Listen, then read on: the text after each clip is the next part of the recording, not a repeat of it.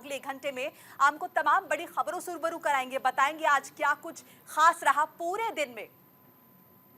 नमस्कार, मैं हूं आपके साथ गीतू चौहान और बड़ी खबर की शुरुआत आज हम कर रहे हैं। आपको बता दें इस वक्त की बड़ी खबर, लालकृष्ण आडवाणी को भारत रत्न से नवाजा जाएगा। इस वक्त ये बड़ी खबर आ रही है। प्रधानमंत्री मोदी ने ट्वीट कर ये जानकारी दी है, साथ ही एल.के. आडवाणी को बधाई भी दी है। तो भारत रत्न से नवाजा जाएगा प्रधानमंत्री यहाँ पर लालकृष्ण आडवाणी को, और प्रधानमंत्री मोदी ने ट्वीट कर ये जानकारी दी है। फोन से एल.के. आडवाणी को बधाई दी है। भारत के विकास में उनका बड़ा योगदान रहा है। आडवाणी जी ने राष्ट्रीय एकता को बढ़ाया। आडवाणी जी सम्मानित नेताओं में से एक। लालकृष्ण आडवाणी को भारत रत्न मिलेगा। प्रधानमंत्री मोदी ने ट्वीट कर ये जानकारी दी है। फोन से एल.के. आडवाणी को बधाई दी है। भारत के विकास में बड़ा योगदान रहा है। आडवाणी जी ने राष्ट्रीय एकता को बढ़ाया। आडवाणी जी सम्मानित नेताओं में से एक। तो एल.के. आडवाणी को भारत रत्न से नवाजा जाएगा। प्रधानमंत्री मोदी ने ट्वीट कर ये जानकारी दी है। बिल्कुल, मोदी सरकार ने बड़ा ऐलान करते हुए भाजपा के वरिष्ठ नेता और राम मंदिर आंदोलन के प्रमुख चेहरे रहे लालकृष्ण आडवाणी को बधाई दी है।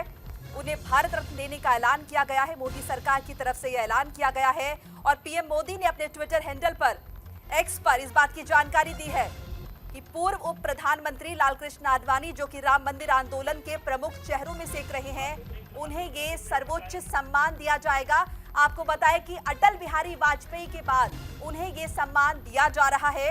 आंदोलन की गति उन्होंने दी, राम मंदिर आंदोलन की, और उसका श्रेय उन्हीं को जाता है।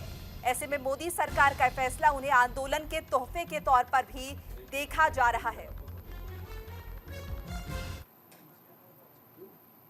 खुशी है और हम सबको खुशी है कि आडवाणी जी जो सांस्कृतिक राष्ट्रवाद के एक बहुत बड़े योद्धा हैं और जिन्होंने कि तमाम संकट के समय, कंटक के समय, तमाम समस्याओं के समय और तमाम परेशानियों को झेलते हुए और देश में सांस्कृतिक राष्ट्रवाद का ध्वज फहराया और देश को और राष्ट्रवाद से जोड़ा।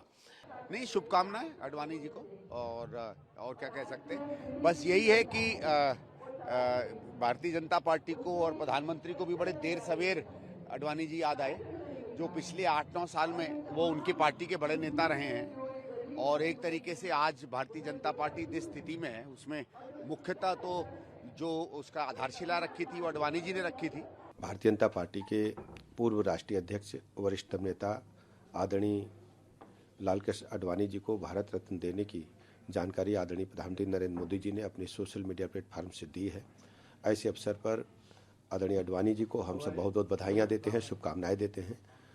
आदरणीय आडवाणी जी के नेतृत्व में जिस ढंग से देश और प्रदेश में काम हुआ है, सार्वजनिक जीवन में शुचिता के साथ पूरा जीवन काल व्यतीत कर दिया और देश को अपने शासनकाल में ऊंचाइयों पर ले जाने का काम किया।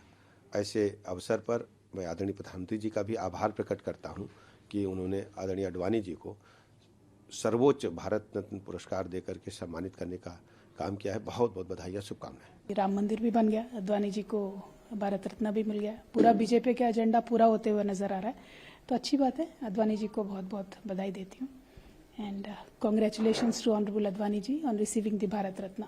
देखिए, हमें प्रेरणा स्तोत्र लालकृष्ण आडवाणी जी को भारत रत्न से गौरवान्वित करना ये पूरे देश के लिए और हम सब के लिए बहुत गौरव का क्षण है। आडवाणी जी ने अपना संपूर्ण जीवन देश के लिए और समाज के लिए समर्पित किया। उनके जीवन की शुरुआत से ही संघ के प्रचारक के रूप में उन्होंने अपने जीवन को समाज सेवा के लिए समर्पित किया था। भारतीय जनता पार्टी के विस्तार में अटल जी और आडवाणी जी की भूमिका बहुत महत्वपूर्ण रही। मेरा ये सौभाग्य रहा कि दोनों के साथ काम करने का मुझे मौका मिला। भारतीय जनता पार्टी के भीष्म पितामह, जिनको शीर्ष पुरुष कहा जा सकता है भाजपा में, ऐसे श्रद्धेय लालकृष्ण आडवाणी जी को भारत रत्न देने का फैसला मैं स्वागत करता हूं। माननीय प्रधानमंत्री जी को, भारत सरकार को हृदय से धन्यवाद करता हूं और उत्तर प्रदेश की 25 करोड़ जनता जनार्दन की ओर से भी कोटि कोटि धन्यवाद करता हूं। आडवाणी जी को भारत रत्न मिलना हम जैसे कार्यकर्ताओं के लिए तो बहुत उत्साह की बात है, क्योंकि हम जैसे लाखों लाख कार्यकर्ता उनके सानिध्य में पले बड़े हैं। वो एक कुशल संगठनकर्ता के रूप में भी, एक अच्छे प्रशासनिक रूप में भी, प्रशासक के रूप में भी, और साथ साथ एक राजनेता के रूप में उन्होंने कई मापदंड स्थापित किए हैं और जितनी सादगी से उन्होंने अपना जीवन जिया है और जिस सहजता से वो सब कार्यकर्ताओं को मोटिवेट करते रहे हैं, तो उनको इस तरह से भारत रत्न मिलना सच में हर भारतीय जनता पार्टी के कार्यकर्ता के लिए बहुत गौरव की बात है। तो सर्वोच्च सम्मान जो है लालकृष्ण आडवाणी को दिया जा रहा है। उनका जन्म की अगर हम बात करें तो 8 नवंबर 1927 को कराची में उनका जन्म हुआ था और आज देखिए उन्हें ये सर्वोच्च सम्मान का ऐलान हुआ है। लाहौर में उनकी शुरुआती शिक्षा हुई। शुरुआती शिक्षा की अगर बात करें तो जो लाहौर है, जो अब पाकिस्तान में स्थित है, वहां पर यह शिक्षा की शुरुआत हुई। आजादी के भारत में बसा उनका परिवार। तो आजादी के दौर से पहले की बात है जब उनका जन्म हुआ और आजादी के भारत में बसा है उनका परिवार फिलहाल। और मुंबई के गवर्नमेंट लॉ कॉलेज से उसने स्नातक डिग्री जो है उन्होंने प्राप्त की है। लालकृष्ण आडवाणी की हम बात कर रहे हैं जिन्हें सर्वोच्च सम्मान जो है वो भारत सरकार की तरफ से दिया जा रहा है। 1951 में मुखर्जी के जनसंघ में बने सचिव। तो आंदोलनकारी रहे हैं, बड़े नेता रहे हैं लालकृष्ण आडवाणी। 1973 से 1977 तक जनसंघ के अध्यक्ष रहे हैं। कमान उन्होंने संभाली है जनसंघ की 1973 से 1977 तक। 1980 में भारतीय जनता पार्टी की स्थापना की है। भारतीय जनता पार्टी के फाउंडर नेता रहे हैं लालकृष्ण आडवाणी। और देखिए भारतीय जनता पार्टी के महासचिव रहे हैं। महासचिव का पद उन्होंने संभाला है। बड़ी जिम्मेदारी हमेशा से वो संभालते रहे हैं भारतीय जनता पार्टी में। और 1951 में मुखर्जी के जनसंघ में बने हैं सचिव। राष्ट्रवाद की अलग जो है देश में जगाई रथ यात्रा के माध्यम से। आज पूरी देखिए पार्टी कहां से कहां पहुंच गई। आज प्रभु राम का मंदिर बन गया। तो आडवाणी जी का योगदान देश की राजनीति, राष्ट्र नीति, पार्टी की विचारधारा को गांव तक पहुंचाने में अभूतपूर्व। अध्यक्ष बीडी शर्मा जी भी मौजूद है। हम सब आदि एक बैठक में थे। हमने अत्यंत आनंद से इस निर्णय का स्वागत भी किया है और एक बार पुनः मैं आभार मानता हूं माननीय यशस्वी प्रधानमंत्री जी का, जिन्होंने इस तरह से सामाजिक जीवन के साथ साथ राजनीतिक जीवन में भी जिनका लंबा अनुभव है, ऐसे व्यक्ति को गौरवान्वित करने का प्रयास किया। आज मन प्रसन्नता और आनंद से भरा हुआ है। श्रद्धेय लालकृष्ण आडवाणी जी, जिनके जीवन का एक एक क्षण भारत माता के चरणों की सेवा करते हुए। तो बीजेपी के तमाम बड़े नेता जो है उन्हें मुबारकबाद दे रहे हैं, शुभकामना दे रहे हैं। खुशी का माहौल है पार्टी में और हम आपको उनके राजनीतिक सफर के बारे में बता रहे हैं। अगर हम देखिए 1973 से 1977 तक जनसंघ के अध्यक्ष रहे हैं लालकृष्ण आडवाणी। ये उनका राजनीतिक सफर। और देखिए भारतीय जनता पार्टी के फाउंडर मेंबर्स में से रहे हैं। 1980 में भारतीय जनता पार्टी की स्थापना की गई लालकृष्ण आडवाणी के मार्गदर्शन में। और 1986 से लेकर 1991 तक बीजेपी के अध्यक्ष रह चुके हैं। भारतीय जनता पार्टी की कमान भी उनके हाथों में रही 86 से लेकर 91 तक। और फिर 1993 से 98 और 2004 से 2005 में भी वो बीजेपी के अध्यक्ष बने हैं। उन्हें चुना गया बीजेपी के अध्यक्ष के तौर पर। और 4 बार राज्यसभा और 5 बार लोकसभा के सदस्य वो बन चुके हैं। लालकृष्ण आडवाणी के राजनीतिक सफर हम आपको बता रहे हैं, क्या क्या योगदान उनका रहा है राजनीति में। 1977 से 1979 तक केंद्र सरकार में मंत्री रह चुके हैं। केंद्र सरकार में पद संभाल चुके हैं लालकृष्ण आडवाणी। और 1998 से लेकर 2004 तक वाजपेयी सरकार में गृह मंत्री का पद भी वो संभाल चुके हैं। वाजपेयी सरकार में गृह मंत्री रह चुके हैं। और 2002 से 2004 तक भारत के उप प्रधानमंत्री पद पर रहे हैं। आनंद हमारे साथ जुड़ चुके हैं, आनंद से बातचीत करते हैं। आनंद, जिस तरह से लालकृष्ण आडवाणी को ये बड़ा सम्मान दिया जा रहा है, बीजेपी के तमाम नेता जो हैं उनमें खुशी की लहर दौड़ पड़ी है। तमाम शुभकामनाएं जो है वो लगातार सामने आ रही हैं। और इस वक्त हमारे साथ संवाददाता आनंद सिंह भी जुड़े हुए हैं। आनंद, तो एक बड़ा सम्मान यहाँ पर एल.के. आडवाणी जी को दिया जा रहा है, और क्या अपडेट, क्या जानकारी, कब तक ये सम्मान से नवाजा जाएगा?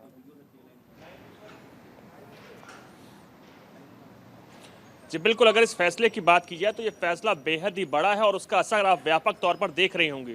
देश के हर एक बीजेपी कार्यकर्ताओं ने जैसे ही इस बात का इल्म हुआ कि पूर्व उप मुख्य प्रधानमंत्री यानी एल के आडवाणी, जो कि बीजेपी के राष्ट्रीय अध्यक्ष तक रहे, तमाम फाउंडर मेंबर्स में से रहे, तो यानी वो एक कार्यकर्ता से लेकर ऐसे पद तक पहुंचे जहां जिसकी गरिमा को लेकर लगातार उन्होंने उसको लेकर आगे काम किया। और आज ये बीजेपी यानी दुनिया की सबसे बड़ी पार्टी जो है भारतीय जनता पार्टी, कहीं ना कहीं उसको पद दिखाने का काम एल के आडवाणी ने किया था। और तमाम आज जो बड़े नेता हैं कहीं ना कहीं उनके अंडर में या गाइडेंस में ही उन्होंने काम किया था। और यही कारण है आप तमाम नेताओं को जब सुनेंगे तो एक पद प्रदर्शित करने वाले तौर तरीके उनसे सुनाई देंगे और बताएंगे कैसे एल के आडवाणी ने उनको गाइड किया था। और अगर एल के आडवाणी की बात की जाए तो आप देखिए, बर्थडे पे खुद प्रधानमंत्री नरेंद्र मोदी जाते हैं, उनके साथ साथ कई वरिष्ठ मंत्री भी रहते हैं, तो आप उससे खुद अंदाजा लगा सकते हैं कितना बड़ा फैसला है। और लगातार आप देखते थे विपक्ष कहीं ना कहीं एल के आडवाणी को लेकर बीजेपी पर आरोप लगाता था, आज वो आरोप भी खत्म हो गया है, जबकि भारत रत्न देश का एलीट अवार्ड में से एक माना जाता है। और अगर एल के आडवाणी को भारत रत्न मिलता है तो कहीं ना कहीं उसकी चीज़ों को लेकर बीजेपी कार्यकर्ता बेहद ही खुश है।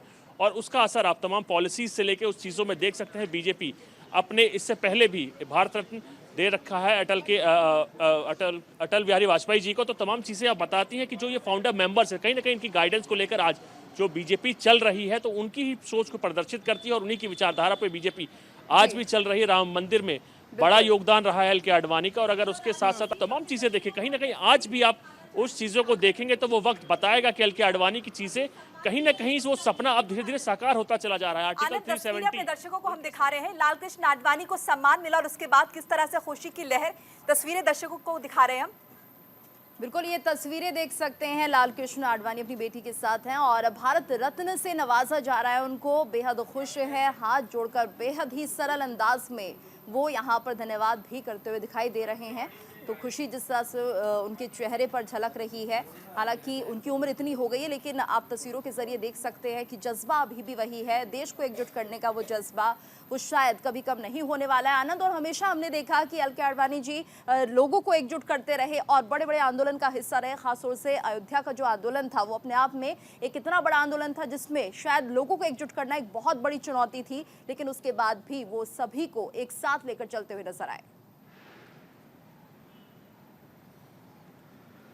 आनंद जी बिल्कुल, अगर आप इस बात की बात करें तो एक समय वो भी था जब बीजेपी 2 सीटों पर जीता करती थी, लेकिन उसके बाद आज दुनिया की सबसे बड़ी पार्टी बीजेपी है, अपने दम पर सरकार बीजेपी की है। तो कहीं ना कहीं जो आज वो भविष्य जो उन लोगों ने देखा था वो स्वीकार हुआ है और स्वीकार करने के लिए जो नींव रखी गई थी वो नींव इन तमाम नेताओं ने रखी थी। चाहे अब एल के आडवाणी की बात की जाए, अटल बिहारी वाजपेयी की बात की जाए, तो ये इन लोगों ने अपनी जिंदगी कहीं ना कहीं भारतीय जनता पार्टी को बनाने में खपा दी। और यही कारण है कि आज तमाम बड़े नेता, जैसे ही सबने सुना कि एल के आडवाणी को भारत रत्न मिल रहा है तो उनकी चेहरे पे आप खुशी देखिए, वो बॉडी लैंग्वेज बताती है कि कहीं ना कहीं उनका सम्मान बीजेपी ने आज बढ़ाया है। और विपक्ष लगातार इसको लेकर आरोप लगाता रहा है, उस आरोप का भी कहीं ना कहीं अब खंडन या कहें अंत हो चुका है। लेकिन एल के आडवाणी वो पुरुष है जिन्होंने तमाम बड़े बड़े आंदोलन, आप रथ यात्रा लेकर निकले थे, राम मंदिर लेकर अभियान में रहे थे, मेन चेहरे थे उसमें, आज राम मंदिर बन के तैयार है। तो ये तमाम चीज़ों की बुनियाद एल के आडवाणी ने रखी थी और वही बुनियाद को लेकर आज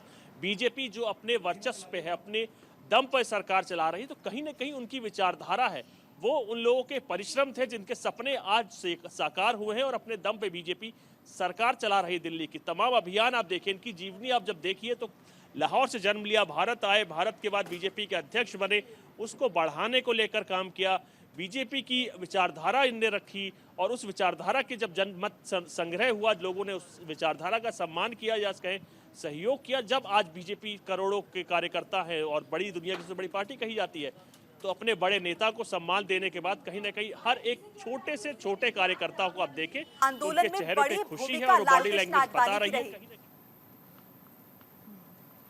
जी आनंद, जिस तरह से आपने कहा कि राम मंदिर आंदोलन में लालकृष्ण आडवाणी की बड़ी भूमिका रही और उसके बाद जब उन्हें सम्मान दिया गया तो कहीं ना कहीं वो जो है हम कह सकते हैं कि जो उनके साथ और भी कई नेता थे, क्या उन्हें भी कुछ सम्मान मिलने की उम्मीद है?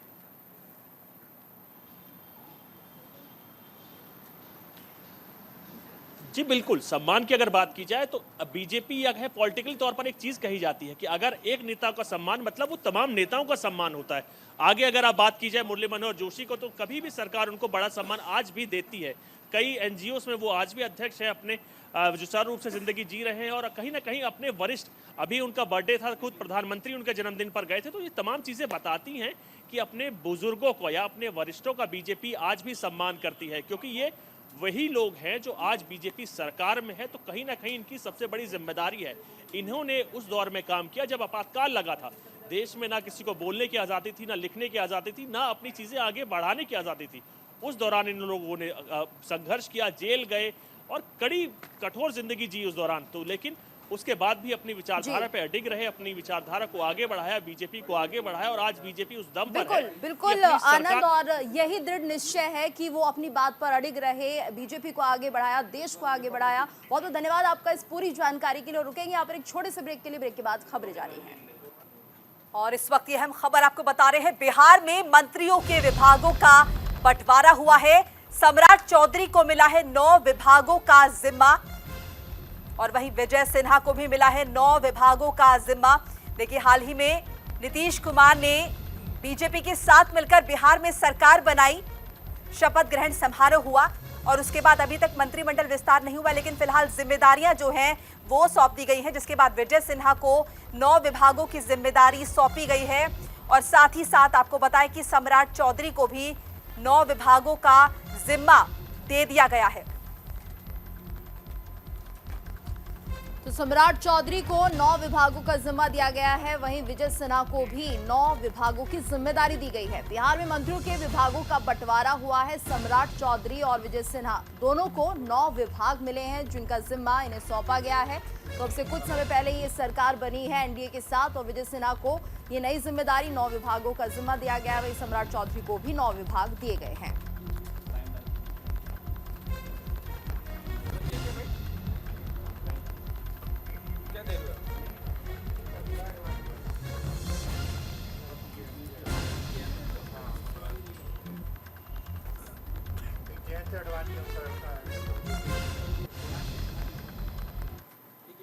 और दिल्ली के मुख्यमंत्री अरविंद केजरीवाल के घर जो है वो दिल्ली पुलिस की क्राइम ब्रांच की टीम पहुंची है, क्योंकि उन्होंने आरोप लगाया था भाजपा पर कि उनके विधायकों को खरीदने की कोशिश की जा रही है। दिल्ली में जो सरकार है, मौजूदा सरकार, उसको तोड़ने का आरोप उन्होंने लगाया, जिसके बाद बीजेपी की तरफ से शिकायत की गई दिल्ली पुलिस में। दिल्ली पुलिस के कमिश्नर से मुलाकात की और इस मामले में मामला दर्ज हुआ, जिसके बाद क्राइम ब्रांच जो है सीएम आवास पहुंची। तो फिर सीएम केजरीवाल के घर पहुंची है क्राइम ब्रांच की टीम और यहां पर समन देने के लिए टीम पहुंची, लेकिन कहा यह जा रहा है कि केजरीवाल और आतिशी दोनों ने ही रिसीविंग नहीं ली है। लेकिन अब ये कहा जा रहा है कि सीएम केजरीवाल के दफ्तर ने ये बयान जारी किया और कहा है कि सीएम केजरीवाल रिसीविंग देने को तैयार हैं। पुलिस सीएम दफ्तर को नहीं दे रही नोटिस। पुलिस का मकसद नोटिस देना नहीं बल्कि बदनाम करना है। तो लगातार ये आरोप लगाए जा रहे थे बीजेपी पर कि ये आम आदमी पार्टी के विधायकों को तोड़ने की कोशिश हो रही है, विधायकों की खरीद फरोख्त का मामला है। वहीं अब सीएम केजरीवाल खुद अपने विधायकों को खरीद रहे हैं। तो क्राइम ब्रांच ने आरोप लगाया है कि खुद अपने विधायकों की खरीद फरोख्त कर रहे हैं केजरीवाल, और जब क्राइम ब्रांच उन्हें नोटिस देने पहुंची है तो उसकी रिसीविंग भी नहीं दे रहे। लेकिन अब केजरीवाल के ऑफिस की तरफ से बयान जारी किया गया है कि वो रिसीविंग देने को तैयार है। देखिए, जब शिकायत की गई बीजेपी की तरफ से दिल्ली पुलिस में, तो उसके बाद दिल्ली पुलिस ये जानने पहुंची कि आखिर किस आधार पर अरविंद केजरीवाल ये आरोप लगा रहे हैं भारतीय जनता पार्टी पर। अरविंद केजरीवाल ने सोशल नेटवर्किंग साइट पर एक्स पर ट्वीट किया। उन्होंने आरोप लगाया कि मेरी गिरफ्तारी नहीं होगी, ईडी जो है सिर्फ मुझे प्रचार से रोकने की कोशिश कर रही है। असल मकसद जो है भारतीय जनता पार्टी का वो ये है कि दिल्ली की सरकार को अस्थिर किया जाए, दिल्ली की सरकार को तोड़ा जाए, और इसी की कोशिश की जा रही है। हमारे विधायकों से संपर्क किया जा रहा है, हालांकि हमारे विधायकों ने मना कर दिया है। ये आरोप अरविंद केजरीवाल की तरफ से लगाए गए, जिसके बाद दिल्ली पुलिस की क्राइम ब्रांच जो है वो समन लेकर पहुंची सीएम आवास पर, और जहां पर अरविंद केजरीवाल नहीं मिले। और आज एक बार फिर यही कोशिश की गई क्राइम ब्रांच की तरफ से। हालांकि अरविंद केजरीवाल ने इस बीच ये आरोप लगाया है कि पुलिस का मकसद नोटिस देना नहीं है बल्कि सिर्फ हमें बदनाम करना है।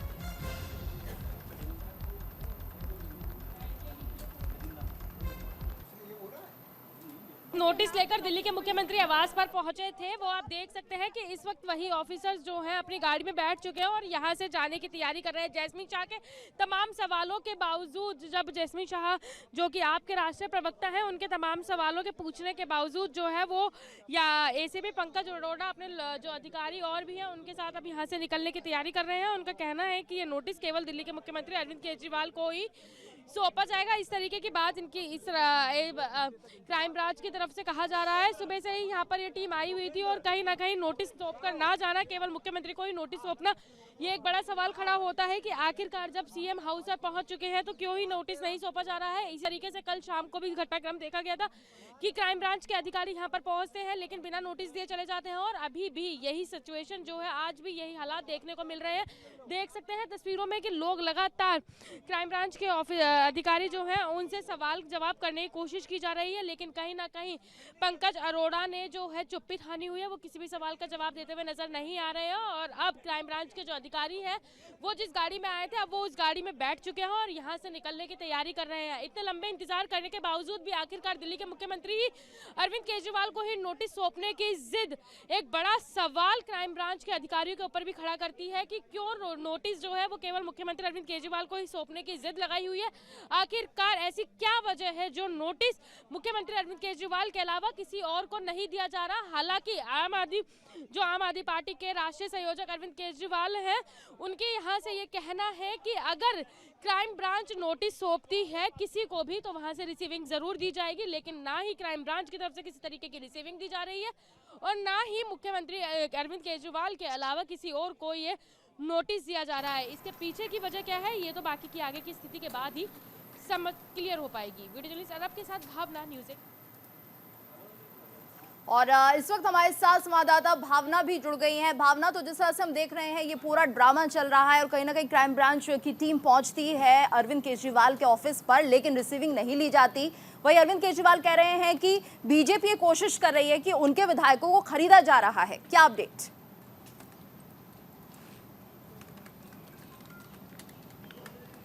जी, आम आदमी पार्टी की तरफ से भाजपा के ऊपर ये आरोप लगाया गया था कि बीजेपी जो है उनके विधायकों को खरीदने की कोशिश कर रही है और लगभग सात विधायकों को 25 करोड़ रुपए का ऑफर भी दिया गया है। इसी मामले को लेकर जो भाजपा के प्रदेश अध्यक्ष वीरेंद्र सचदेवा जी हैं वो दिल्ली पुलिस कमिश्नर से मिले थे और उसके बाद जो है आज अगर कल की बात की जाए तो कल क्राइम ब्रांच के कमिश्नर अपने कुछ लोगों के साथ दिल्ली के मुख्यमंत्री आवास पर पहुंचे थे और वहां पर उन्हें नोटिस देने के लिए पहुंचे थे, लेकिन बिना नोटिस दिए ही वो यहां से चले गए थे। और आज सुबह की बात की जाए तो आज सुबह भी क्राइम ब्रांच के एसीपी पंकज अरोड़ा अपनी टीम के साथ दिल्ली के मुख्यमंत्री आवास पर पहुंचे और लेकिन इसमें अगर देखा जाए तो एसीपी पंकज अरोड़ा पहुंचे तो जरूर, लेकिन दिल्ली के मुख्यमंत्री को अभी तक वो नोटिस नहीं दिया गया है क्योंकि उनका ये कहना है कि ये नोटिस केवल मुख्यमंत्री अरविंद केजरीवाल को ही दिया जाएगा, ना ही किसी करीबी को दिया जाएगा।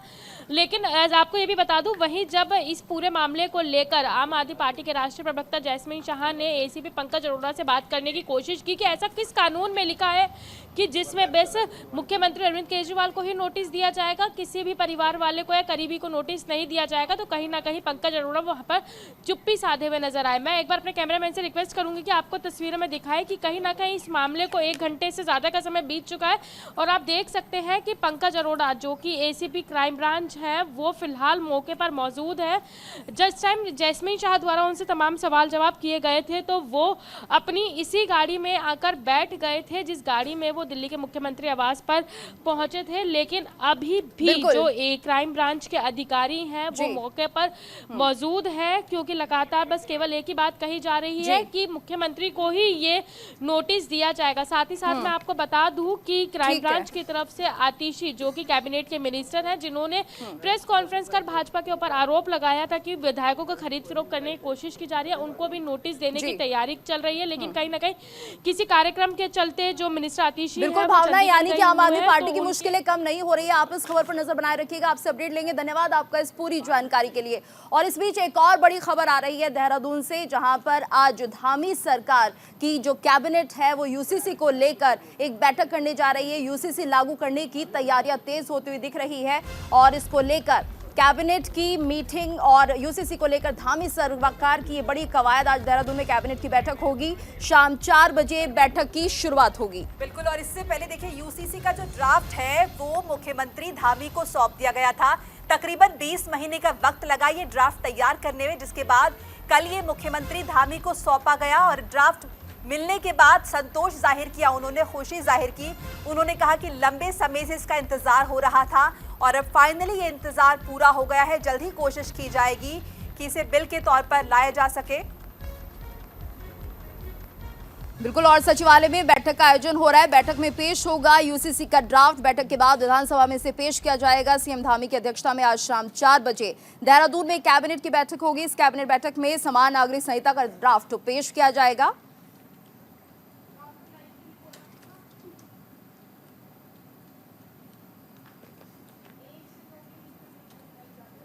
तो जल्द ही विधानसभा में पेश किया जाएगा। लेकिन आखिर है क्या यूनिफॉर्म सिविल कोड, यूसीसी आखिर है क्या? एक देश और एक कानून, सभी के लिए एक कानून, सभी नागरिकों को समान अधिकार और सब पर एक कानून। विवाह हो, तलाक हो, गोद लेने की बात हो या फिर संपत्ति में, सभी के लिए एक ही नियम होंगे। किसी के लिए कोई नियम अलग नहीं, चाहे वो किसी भी धर्म का हो और किसी भी जात का हो। परिवार के सदस्यों के आपसी संबंध और अधिकारों में समानता लाएगा यूनिफॉर्म सिविल कोड, जिसे लाने की बात हो रही है गवर्नमेंट की तरफ से। और उत्तराखंड इसमें सबसे आगे है। देखिए, जाति, धर्म या परंपरा के आधार पर नियमों में कोई रियायत नहीं बरती जाएगी। इसके लाने के बाद कानून और ज्यादा कड़े हो जाएंगे। किसी भी धर्म विशेष के लिए अलग से कोई नियम नहीं होगा।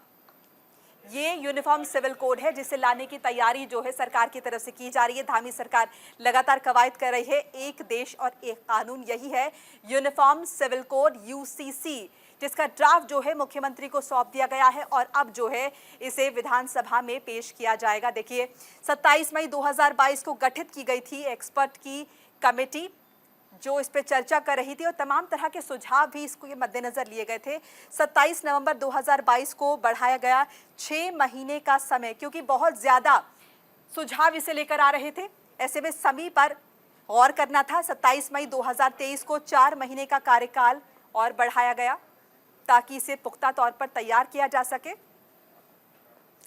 और देखिए, 27 सितंबर 2023 से फिर 4 महीने का कार्यकाल बढ़ाया गया। तकरीबन 20 महीने का वक्त लगा है इसे तैयार करने में और अब ये तैयार हो चुका है।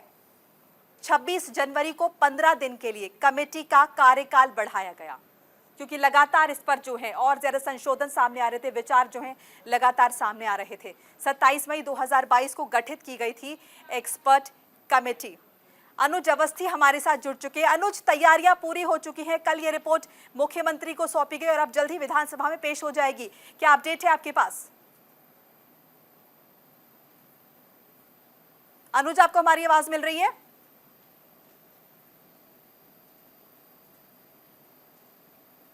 अनुज अवस्थी हमारे संवाददाता जो कि उत्तराखंड से हमारे साथ जुड़ेंगे। अनुज, क्या आपको हमारी आवाज मिल रही है? देखिए, अनुज से जुड़ने की हम कोशिश करेंगे, लेकिन इस बीच आपको बता दें कि यूसीसी को लेकर धामी सरकार लगातार कोशिश में जुटी हुई है। शाम 4 बजे बैठक की शुरुआत होगी।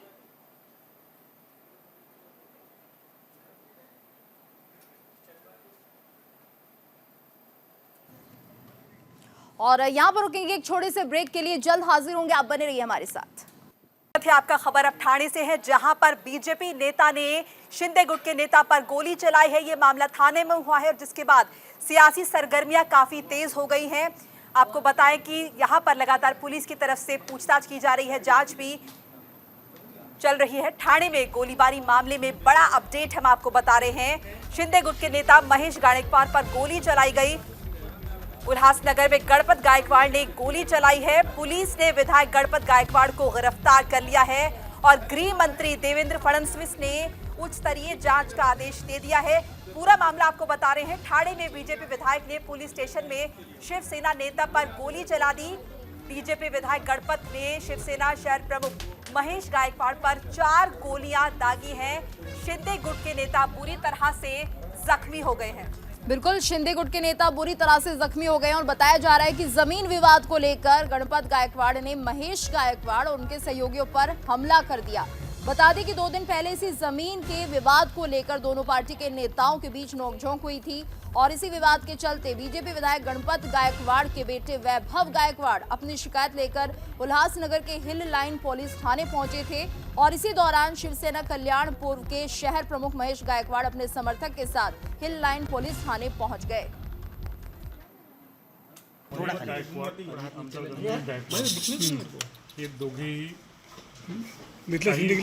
साठी आले होते। त्या दरम्यान दोघांमध्ये काही चर्चा सुरू होती। त्या दरम्यान अचानक आमदार श्री गणपत गायकवाड यांनी आणि त्यांच्या एका सहकाऱ्यांनी तिथे गोळीबार केला आहे, त्यामुळे 2 लोक जखमी आहेत आणि त्यांचं ट्रीटमेंट। महाराष्ट्र में थाने जिले के पास उल्लासनगर में जिस प्रकार गोलीबारी हुई है, और गोलीबारी कहीं और नहीं पुलिस स्टेशन के अंदर हुई है। गोली चलाने वाला कोई और नहीं भारतीय जनता पार्टी का वर्तमान विधायक गणपत गायकवाड़ है। गोली जिस पर चलाई गई है वो कोई और नहीं एकनाथ शिंदे की शिवसेना का पूर्व नगर सेवक है। मतलब सोचिए कि हमारे राज्य महाराष्ट्र को जंगल राज कैसे बनाया जा रहा है। कितना दुर्भाग्यपूर्ण है कि एक विधायक जिसके ऊपर दायित्व होता है कि कई लाख लोगों के जीवन को संवारना है, वो गोली। पहली बात तो ये आत्मरक्षा में फायरिंग नहीं हुई है, ये तय करके, क्योंकि उस वक्त जो जख्मी इंसान है महेश गायकवाड़ और उनके साथी राहुल पाटिल और चैनू जाधव, ये सब लोग जो बाहर माहौल बन रहा था उसके बारे में जो सीसीटीवी का डिस्प्ले है वहाँ पे स्क्रीन है, वो स्क्रीन देख रहे थे, सीसीटीवी स्क्रीन देख रहे थे। और इसी खबर पर ज्यादा जानकारी देंगे मुंबई से हमारे संवाददाता शुभम पांडे हमारे साथ जुड़ गए हैं। शुभम, पुलिस ने गिरफ्तार तो कर लिया है विधायक महोदय को, लेकिन सरकार की तरफ से क्या कार्रवाई की गई कि चूंकि वो विधायक है पार्टी के सरकार के? जी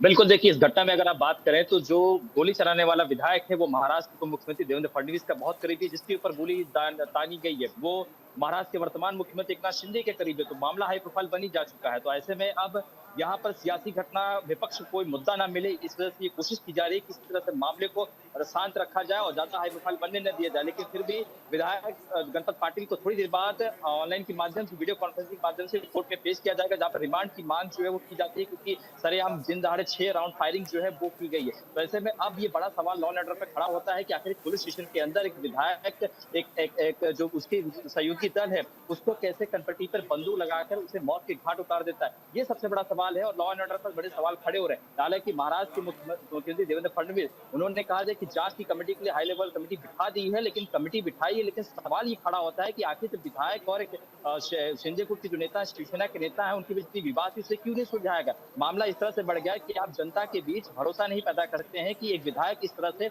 अपने जेब में हथियार लेके चलता है और दिन दहाड़े पुलिस स्टेशन में एक वक्त व्यक्ति को मौत के घाट उतार देता है। देखिए, जर जोरू जमीन, ये 3 चीजें पूरे देश में इसी वजह से जो मामले क्राइम के वो बढ़ते। देखिए, मामला यही है, जमीन को लेकर, लैंड को लेकर ये दोनों आपस में झगड़ा कर रहे थे कि जमीन मेरी को लेकर था, लेकिन मामला इतना बड़ा कि यहाँ पर गोलीबारी की गई। ऐसे में सवाल उठते हैं मौजूदा सरकार पर, आखिर किस तरह से कानून व्यवस्था है महाराष्ट्र की, और एक विधायक यहाँ पर सुरक्षित नहीं है और दिन दहाड़े इस तरह के काम कर रहा है, तो अंदाजा लगाया जा सकता है बाकी लोग किस तरह से यहाँ पर रहेंगे, क्या व्यवस्था है कानून को लेकर।